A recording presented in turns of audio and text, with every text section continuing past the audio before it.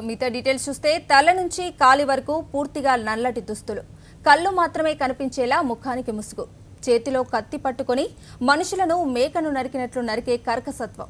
అతనే మహ్మద్ ఎంవాజీ. ఎంవాజీ అంటే గుర్తుకు రాకపోవచ్చేమో కానీ జిహాదీ జాన్ అంటే మాత్రం ఇట్టే గుర్తుపట్టేస్తారు. ఆ పేరు వినగానే ఒళ్ళు జలధరిస్తుంది కూడా.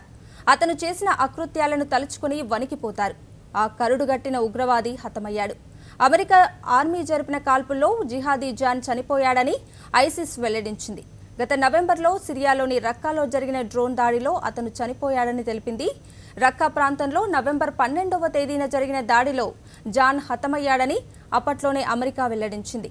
ఆ వార్తలను అప్పట్లో కొట్టిపారేసిన ఐఎస్ తాజాగా జిహాదీ జాన్ మరణాన్ని ధృవీకరించింది. మహ్మద్ ఎంవాజీ అలియాస్ జిహాదీ జాన్ కువైట్లో ఇరాక్ సంతతి కుటుంబంలో జన్మించాడు. 1993లో అతని కుటుంబం బ్రిటన్కు వలస వెళ్లింది. కంప్యూటర్ ప్రోగ్రామర్ అయిన ఎంవాజీ ఐఎస్లో చేరిన తర్వాత తన పేరును జిహాదీ జాన్గా మార్చుకున్నాడు. 2014లో అమెరికా జర్నలిస్ట్ జేమ్స్ పోలే తలను నరికి ఆ వీడియోను సోషల్ మీడియాలో పోస్ట్ చేశాడు. ఆ తర్వాత మరికొంతమంది బందీలను ఇదే రీతిలో చంపారు.